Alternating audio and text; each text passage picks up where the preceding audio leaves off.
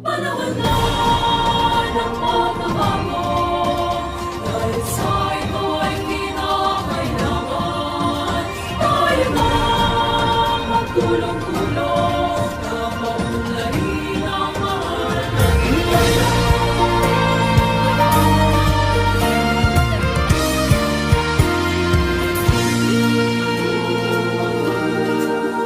Panahon na ng pagbabago, dahil sa ito ay kinakailangan tayo na magtulong-tulong na paunlarin ang mahal nating bayan.